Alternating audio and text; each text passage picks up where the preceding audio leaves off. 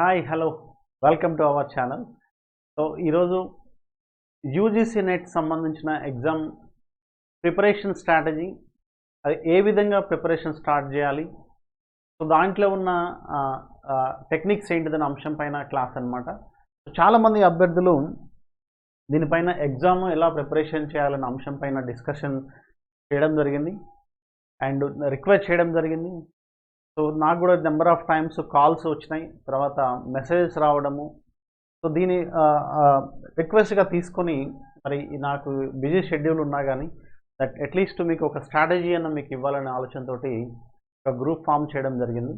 So ఎంతోమంది అభ్యర్థులకి at least strategy, preparation strategy and techniques ఈజీగా తెలిస్తే మీరు దాన్ని ఓవర్కమ్ చేయొచ్చని వితిన్ షార్ట్ పీరియడ్ ఆఫ్ టైంలో దానిపైన మీరు పట్టు సాధించవచ్చిన ఆలోచనతో సో ఈ క్లాస్ చెప్పడం జరుగుతుంది.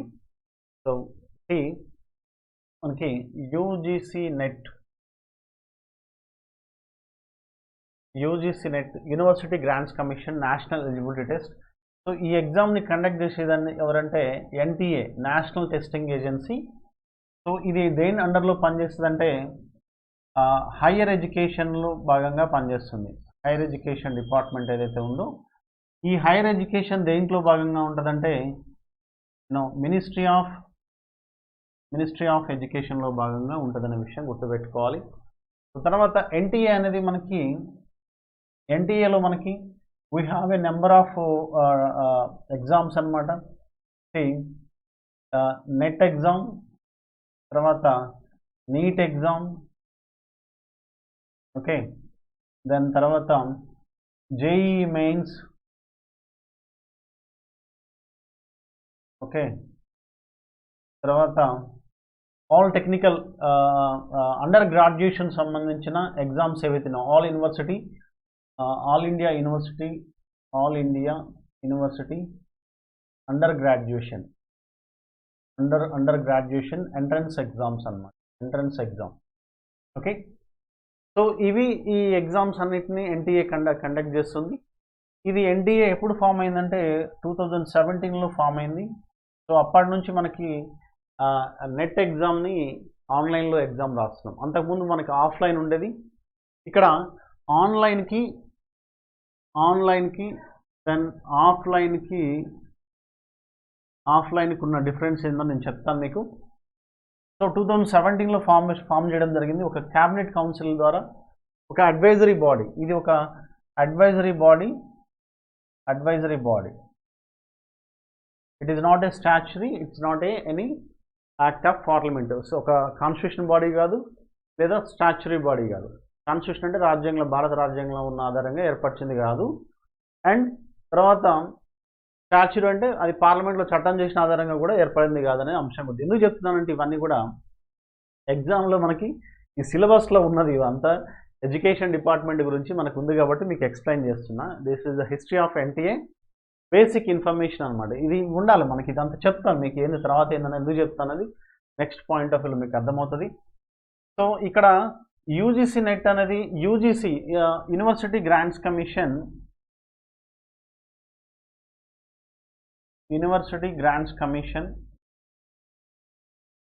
is formed under the section 3 in Act of 1956 in Act of Parliament. Okay, so UGC ఏర్పాటు ఎలా జరిగిందంటే section 3 and 1956 in act of పార్లమెంట్లో చట్టం చేయడం ద్వారా 1956లో యూనివర్సిటీ గ్రాంట్స్ కమిషన్ ఏర్పాటు చేయడం జరిగింది. ఇది కూడా ఎగ్జామ్లో అడిగింది ఒకసారి, అందుకనే మీకు చెప్తున్నాను. Okay, there is a reason. ఇవన్నీ చెప్పడానికి గల కారణాలు ఏంటంటే there is a particular reason is they. So that's why I'm explaining. సి University Grants Commission is section 3 and 1956 in act of parliament ద్వారా, ఈ చట్టం పార్లమెంట్లో చట్టం చేయడం ద్వారా ఇది ఏర్పాటైంది అనేది విషయం గుర్తుపెట్టుకోవాలి. సో నెక్స్ట్ ఇక్కడికి వస్తే ఇక్కడ ఆఫ్లైన్ అండ్ ఆన్లైన్ మోడ్ అని చెప్తున్నాను. ఎందుకు చెప్పాల్సి వచ్చిందంటే దెర్ విల్ బి ఆఫ్లైన్కి మనకి ఈ ఎగ్జామ్ చాలా టఫ్ ఉండేదండి. యాక్చువల్లీ చాలా టఫ్ ఉండేది ఎగ్జామ్ ఇది.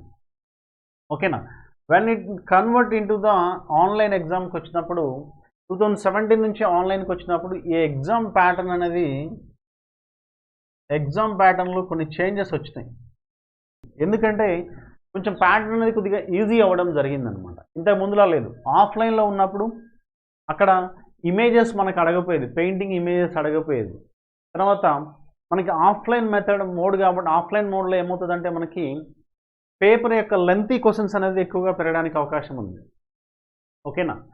సో ఆ విధంగా మనకి పేపర్ అనేది ఎక్కువ ఉంది, టఫ్గా ఉండడం జరిగింది. కానీ ఆన్లైన్ మోడ్కి వచ్చేసరికి ఏంటంటే మనకి పెయింటింగ్ ప్లేట్స్ కానీ పెయింటింగ్ ప్లేట్స్ కానీ సో ఇవన్నీ కూడా మనకి అడగడం ద్వారా ఏమవుతుందంటే మనం ఈజీగా ఒక పెయింటింగ్ చూసి ఇది ఎవరు చేసి అని చెప్పడానికి ఈజీగా మనకు అవకాశం ఏర్పడింది.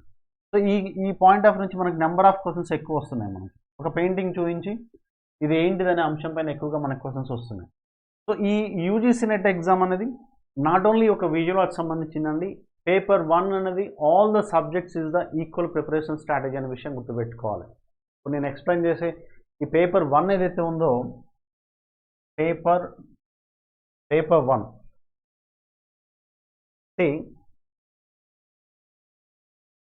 the paper 1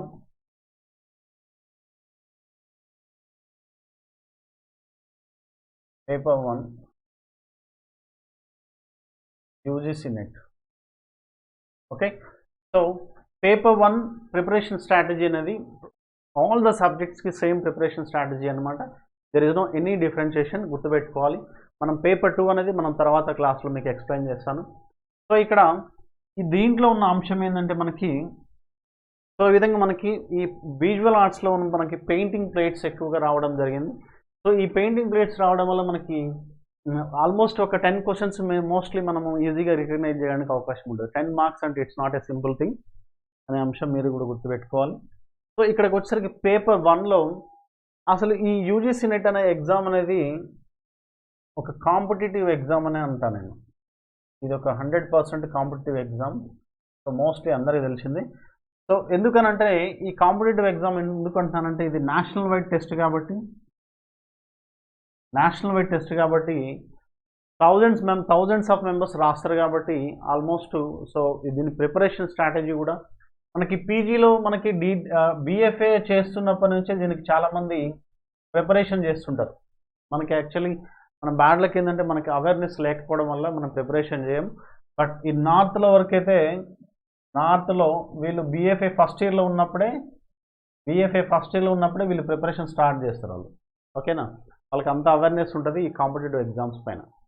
బీఎఫ్ఏ ఫస్ట్ ఇయర్లో ఉన్నప్పుడే వీళ్ళు కేవీఎస్, ఎన్విఎస్, దాని తర్వాత ఈ నెట్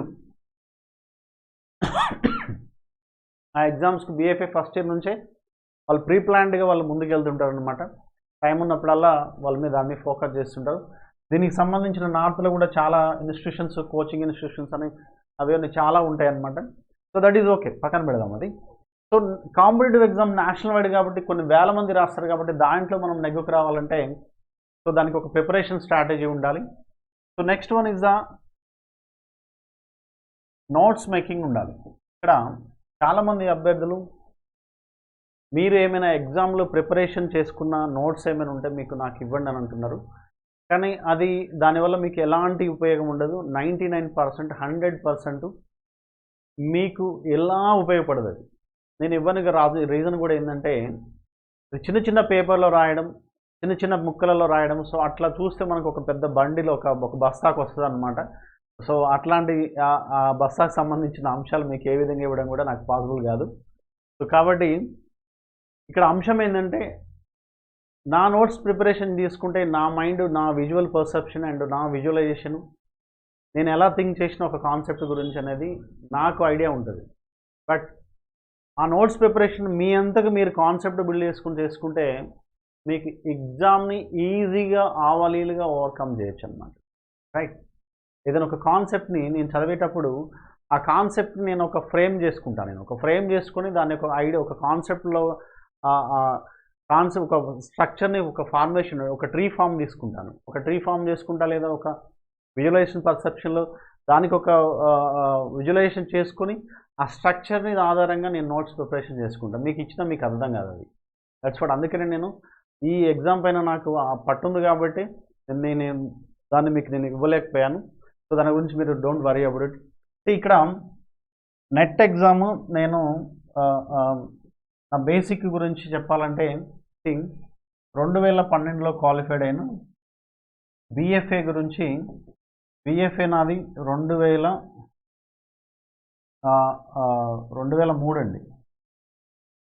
సో 2009.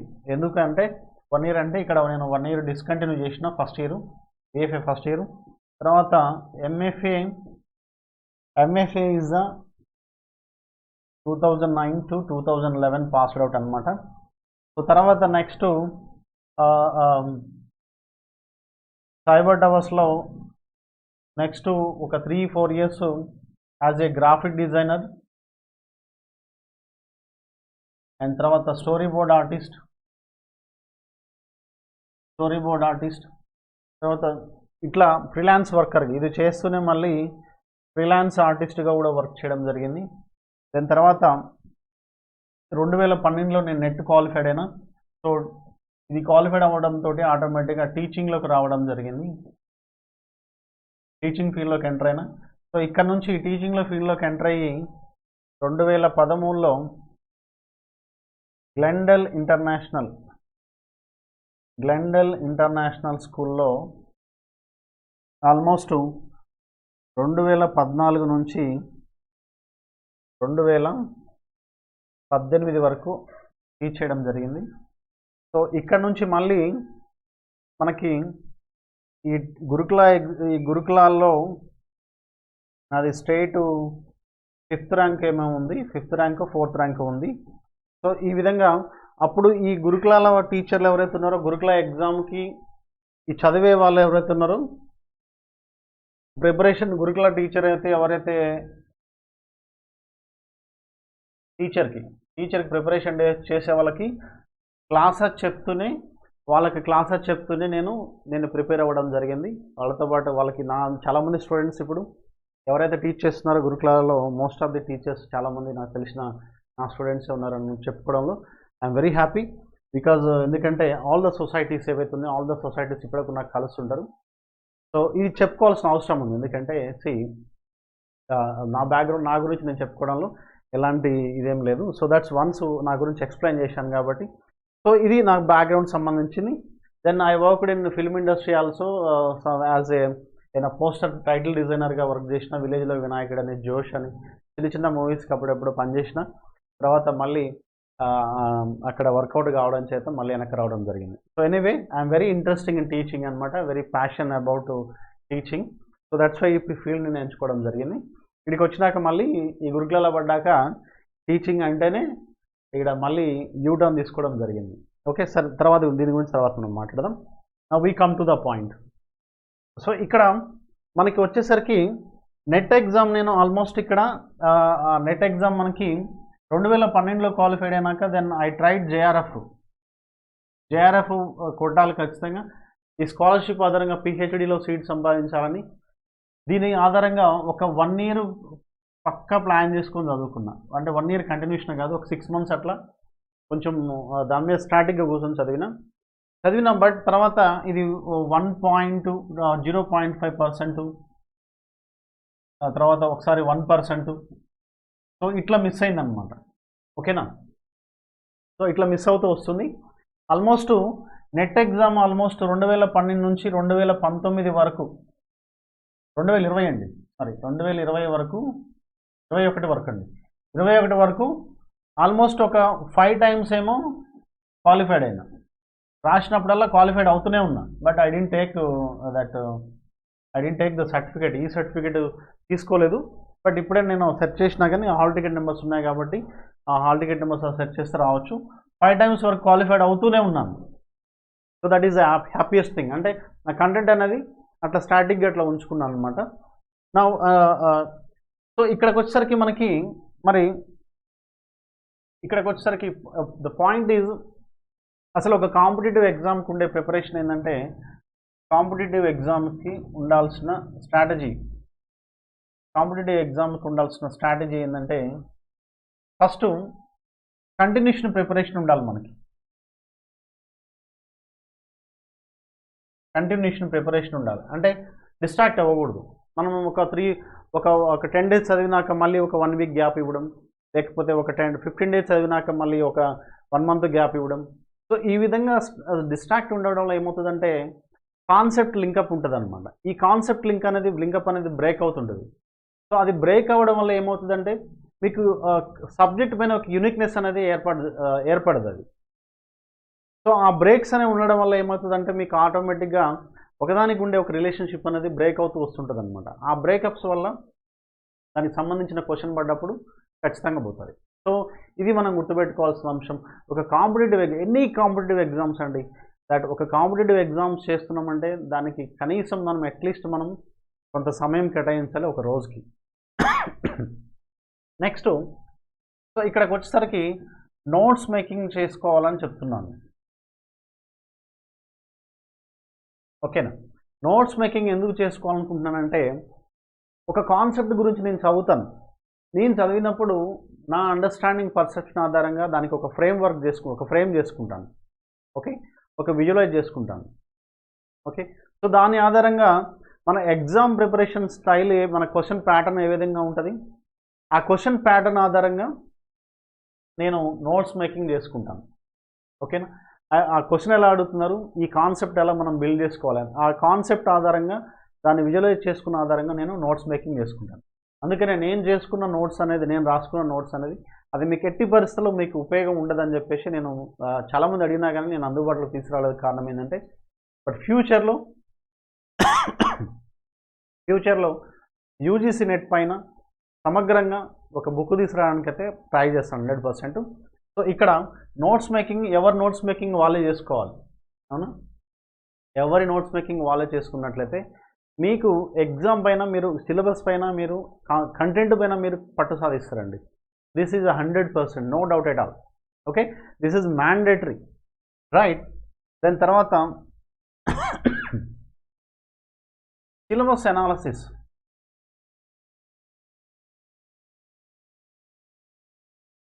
ఈ సిలబస్ అనాలిసిస్ ఎందుకంటే మనకి పేపర్ 1లో ఇచ్చిన టాపిక్స్ ఎన్ని, ఆ టాపిక్స్ యొక్క సెగ్రిగేషన్ ఎలా ఉంది, ఆ టాపిక్స్ ఒక్కొక్క టాపిక్ అనేది ఏ విధంగా ఉంది, ఓకే, ఇచ్చిన టాపిక్స్ ఎన్ని, ఆ టాపిక్స్ యొక్క కంటెంట్ ఏ విధంగా ఉంది, ఆ టాపిక్స్ అనేవి ఏ అంశం ఫ్యాక్ట్స్ వైజ్గా ఉన్నాయా,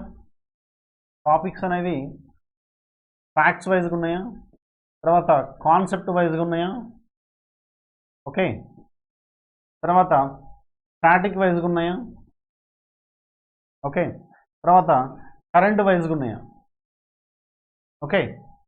సో ఈ విధంగా మనము 5th ద హిస్టరీ మోడ్లో ఉన్నాయా. సో ఈ విధంగా మనం సిలబస్ని అనాలైజ్ చేసుకోవాల్సిన అవసరం ఉంటుంది. ఓకేనా? ఈ విధంగా మనం వీటన్నిటిని మనం చదివితే గుర్తుంటుంది, ఆ కంటెంట్ చదివితే మనకు గుర్తుంటుంది. Okay, next one is the 4th one is the triple R అంటే ఆర్ఆర్ఆర్ మూవీ కాదు, triple R is the read, revision, remind. ఈ మూడు చేయాలి. ఈ మూడు చేస్తేనే ఇది వర్కౌట్ అవుతుంది. కాంపిటేటివ్ ఎగ్జామ్లో మన గోల్ సెట్ అవుతుంది. నువ్వు ఇందులో ఏం చేసినా ఇది చేయకపోతే వర్కౌట్ అవ్వదు. ఈ మూడు ఫెయిల్యూర్ అవుతాయి మళ్ళీ. ఓకే, సో కాబట్టి ఇక్కడ మీరు గమనించాల్సిన అంశం ఏంటంటే ఫస్ట్ మనం ఏ బుక్ తీసుకున్నా, ఏ కంటెంట్ తీసుకున్నా కానీ అసలు ఒక పుస్తకం తీసుకున్నప్పుడు ఎట్లా చదవాలి ఏందనేది మీకు ఐడియా ఉందో లేదో తెలియదు. ఎందుకంటే మనకి కంటెంట్ రీడింగ్ అనేది మన ఫీల్డ్లో చాలా తక్కువ ఉంటుందండి. కంటెంట్ రీడ్ అనేది మనం ఎందుకంటే ఫస్ట్ విజువల్కి ఇంపార్టెన్స్ ఇస్తాం, విజువల్ని చూడడానికి ఇష్టపడతాం, విజువల్ని చేయడానికి ఇష్టపడతాం, కానీ కంటెంట్ని రీడ్ చేయడానికి మనం ఇష్టపడం. Because of the reason from the intermediate నుంచి కూడా మనం ఎప్పుడైతే ఫైన్ ఆర్ట్స్కి వస్తామో, ఫైన్ ఆర్ట్స్కి వచ్చినప్పటి నుంచి కూడా మనము దాని మీద ఫోకస్ చేయము. కానీ it is really bad luck అనమాట అది. బట్ ప్రజెంట్ ఎడ్యుకేషన్ స్టాండర్డ్స్ కానీ గమనించినట్టయితే 21st సెంచరీ ఎడ్యుకేషన్ అయిపోయి ఇంకా మోస్ట్ అడ్వాన్స్డ్ లెవెల్కి వెళ్ళిపోయింది ఎడ్యుకేషన్ అనేది. సో కాబట్టి ఈ ఏఐ వరల్డ్లో రీడబిలిటీ అనేది చాలా మోస్ట్ ఇంపార్టెంట్ అనమాట.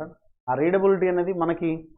రీడబిలిటీ ఆధారంగా మనకు ఒక visual perception and visualization create అవుతుంది అనమాట. సో దాని ఆధారంగా మనకి వండర్స్ మనం క్రియేట్ చేయొచ్చు. So the basic thing is మనకి కాలేజీలో కన్నా ఎక్కడైనా రీడింగ్కి ఎక్కువగా ఇంపార్టెన్స్ ఇవ్వకపోవడం వల్ల మనం బ్యాక్ డ్రాప్ అవుతున్నాం అనేది వాస్తవం గుర్తుపెట్టుకోవాలి. సో దాట్ రీడ్ చేయాలి. అంటే ఒక బుక్ అసలు ఎట్లా చదవాలి, ఏ విధంగా చదవాలి, ఏ విధంగా చదివితే దాన్ని మనం ఓవర్కమ్ అవుతాం అనే అంశం పైన మనకి ఐడియా ఉండాలి. ఇట్లా హౌ టు స్టార్ట్ రీడింగ్, ఒక పుస్తకాన్ని ఎలా చదవాలి, దాన్ని ఎలా ఎండ్ చేయాలి, ఆ పుస్తకంలో ఉన్న కంటెంట్ని మనం ఏ విధంగా గ్రాస్ప్ చేసుకోవాలి, దాని మైండ్లో ఎట్లా కూర్చోబెట్టుకోవాలనేది మనం తర్వాత ఒక వీడియోలో చేస్తాను నేను ఖచ్చితంగా. సో మనం చదువుతాం, చదివినాక దాన్ని ఏం చేయాలంటే రివిజన్ చేయాలి, తర్వాత దాన్ని రిమైండ్ చేసుకోవాలంటే విజువలైజ్ చేసుకోవాలి, గుర్తుపెట్టుకోవడానికి ప్రయత్నం చేస్తుండాలి. ఏ రోజు చదివిన టాపిక్ ఒక 1 వీక్ తర్వాతనే కానీ అప్పుడు ఏం చేయను ఆ టాపిక్ గురించి అనేది గుర్తుండాలి. Okay, so this is a strategy for the any competitive exam అండి. ఓకే, సో కాంపిటేటివ్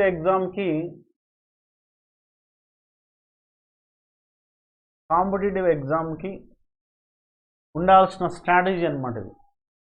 ఓకే, ఇప్పుడు మీరు చెప్పిన స్ట్రాటజీస్ ఎనీ కాంపిటేటివ్ ఎగ్జామ్ అండి, చిన్న ఎగ్జామ్ నుంచి సివిల్స్ స్థాయి ఎగ్జామ్స్ వరకు కూడా ఇదే ప్రిపరేషన్ స్ట్రాటజీ ఉంటుందనే విషయం గుర్తుపెట్టుకోవాలి.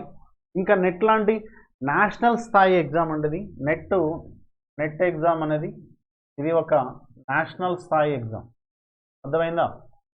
సో ఈ నేషనల్ స్థాయి ఎగ్జామ్ ఇది, ఈ ఎగ్జామ్ యొక్క ప్యాటర్న్ సిలబస్ కానీ ఎగ్జామ్ ప్యాటర్న్ కానీ సిలబస్ కానీ తర్వాత కంటెంట్, అందులో ఉన్న కంటెంట్ యొక్క స్ట్రాటజీ ఇది మనకి ఎగ్జామ్ ప్యాటర్న్ మనకి ఇది సివిల్స్ స్థాయిలో ఉంటుందని గుర్తుపెట్టుకోవాలి. ఎగ్జామ్ ప్యాటర్న్ మనకి సివిల్స్ స్థాయిలోనే ఉంటుంది.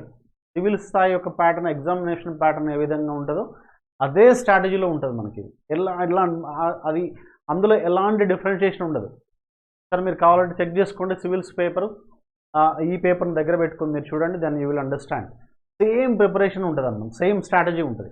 ఓకే, సో నేషనల్ స్థాయి ఎగ్జామ్ కాబట్టి దీంట్లో అడిగే క్వశ్చన్ ఫ్రేమింగ్ కానీ, ఒక కాన్సెప్ట్ తీసుకుని ఆ కాన్సెప్ట్ ఆధారంగా క్వశ్చన్ అడిగే విధానం కానీ, సో మన మైండ్ కూడా ఆ విధంగా ట్యూన్ చేసుకోవాల్సిన అవసరం ఉంటుంది. అమ్మ ఇంత ప్రిపరేషన్ అవసరమా సార్, దీనికి ఇంత అవసరమా అంటే అవసరం, ఖచ్చితంగా అవసరమే. ఇది సివిల్స్ స్థాయి ఎగ్జామ్స్కి ఎట్లా తీసిపోదు అనమాట ఈ ఎగ్జామ్ అనేది, అర్థమైనా? సో ఎందుకు మరి సివిల్సే కొట్టవచ్చు కదా సార్, మన చదివే బదులు అనుకుంటే సివిల్సే కొట్టవచ్చు కదా అనుకుంటే, సివిల్స్ అనేది సిలబస్ ఎక్కువ ఉంటుందండి. అది సిలబస్ అనేది చాలా పెద్ద బిగ్గెస్ట్ సిలబస్ అనమాట అది.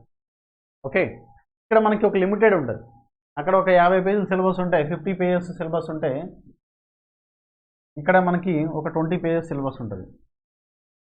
సో ఇక్కడ సబ్జెక్ట్స్ అనేవి ఆల్మోస్ట్ ఒక 25 నుంచి 30 సబ్జెక్టులు ఉంటాయి ఇలా. దీంట్లోనేమో ఓన్లీ పేపర్ 1 మనకి పేపర్ 1 దాని పేపర్ 2 ఉంటుంది. మరి దీంట్లో ఎన్ని ఉంటాయి? 7 ఉంటాయి మరి పేపర్స్ సివిల్స్లో. ఓకేనా, దాని గురించి పక్కన పెడదాం, మనం దీని గురించి పక్కన పెడదాం. ఇక్కడ చూస్తే మరి ఈ 20 పేజెస్ ఇచ్చిన సిలబస్లో పేపర్ 1 అండ్ పేపర్ 2 అనమాట. సో దీంట్లో మనకి పేపర్ 1 ఇచ్చిన సిలబస్ కంటెంట్ ఏంటిది, పేపర్ 2 ఇచ్చిన సిలబస్ కంటెంట్ ఏంటిది అనేది మనం గుర్తుపెట్టుకోవాల్సిన అవసరం ఉంది. ఈ సిలబస్ని మీరు సిలబస్ అనేది మీరు 10 టైమ్స్ చదవండి. చాలామంది దీన్ని చాలా లైట్ తీసుకుంటారు ఎగ్జామ్ని, లైట్ తీసుకోవద్దు ఎట్టి పరిస్థితుల్లో కూడా. లైట్ తీసుకుంటే ఆడ కూడా లైటే జరుగుతుంది, అర్థమైందా? ఎందుకంటే దీనిలో లోతులేందని మనం చూసినాం కాబట్టి, మీకు నేను ఎక్స్పీరియన్స్ అవుతున్నాను. ఎక్స్పీరియన్స్ అయినా కాబట్టి మీకు నేను క్లియర్గా ఎక్స్ప్లెయిన్ చేస్తున్నాను. ఇది పేపర్ 1 పేపర్ 2 మాత్రమే ఉంటుంది కాబట్టి మనం చదివిన సబ్జెక్ట్ని మనము 10 సార్లు చదువుతాం కాబట్టి మనకి ఈజీ అయిపోతుంది. ఓకేనా, మనం చదువుకున్న సబ్జెక్టే కాబట్టి. అక్కడ ఏంటంటే సివిల్స్లో మనకి టచ్ లేని సబ్జెక్ట్ వస్తుంది, అసలు మనం ఇంతో టచ్ చేయని సబ్జెక్ట్ వస్తుంది. ఆ తర్వాత దాని సిలబస్ కూడా చాలా వరల్డ్ వైడ్గా అన్ని రకాల సబ్జెక్టులు ఉంటాయి కాబట్టి మనం దాన్ని టచ్ చేయడం కష్టం ఉంటుంది. కానీ ఇదేంటంటే పేపర్ 1 ఒకటే సేమ్ అదే సిలబస్ ఉంటుంది, అండ్ పేపర్ 2 మనము ఇంటర్మీడియట్ నుంచి మనకి డిగ్రీ వరకు చదువుకున్న హిస్టరీ ఆఫ్ ఆర్ట్ సబ్జెక్ట్ ఏదైతుందో, డిగ్రీలో మనం పీజీలో చదువుకున్న సేమ్ సబ్జెక్ట్ దీంట్లో ఉంటుంది కాబట్టి మనకి కొంచెం ఈజీ అవుతుంది. ఓకేనా, సో అది కానీ క్వశ్చన్ అడిగే విధానం అంటున్నాను నేను. నేను ఎందుకు కంపారిజన్ చేస్తున్నా సివిల్స్కి దీనికంటే క్వశ్చన్ అడిగే విధానంలో అది మోస్ట్ ఇంపార్టెంట్ థింగ్ అన్నమాట. ఓకే, సో తర్వాత సో ఇవి ఉన్నట్లయితే మనము ఈ వీటిని మనం బిల్డ్ చేసుకున్నట్టయితే మీకు ఎందుకు స్టోరీ అంతా ఎందుకు చెప్పాల్సి వచ్చిందంటే why because of these all the reasons I'm explaining clearly. అంటే మనకి ఫస్ట్ ఆఫ్ ఆల్ మీరు ఈ విధంగా ఫ్రేమ్ చేసుకుంటే ఎలాంటి ఎగ్జామ్ అయినా మనం we can crack very easily అండి. ఎనీ ఎగ్జామ్, మీరు ఏ ఎగ్జామ్ చదివినా కానీ మనం 100% మనం డ్యామ్ షూర్ మనం క్రాక్ చేయడానికి ఈజీగా ఉంటుంది. ఈ ఫండమెంటల్స్ అనేవి మనం ఖచ్చితంగా మన మైండ్లో బిల్డ్ చేసుకోవాలి. అట్లీస్ట్ ఒక 6 months లేదా ఒక 4 months, అట్లీస్ట్ ఒక 5 months మనము మన మైండ్లో బిల్డ్ చేసుకుంటే అట్లీస్ట్ మనం 3 to 4 hours మనం కేటాయించాలి దీనికి. జూన్లో మనకి ఒకవేళ మనం క్రాక్ చేయకపోయినా అదే స్ట్రాటజీని మనం కంటిన్యూ చేసుకుంటూ మనము డిసెంబర్ వరకు వెళ్ళినట్టయితే డిసెంబర్ సెషన్లో అయినా మనం ఈజీగా క్రాక్ చేయడానికి ఈజీగా ఉంటుంది. సో దట్ మళ్ళీ సిలబస్ పైన ఏ విధంగా మనము చేయాలనే అంశం పైన నెక్స్ట్ వీడియోలో మనం చూద్దాం.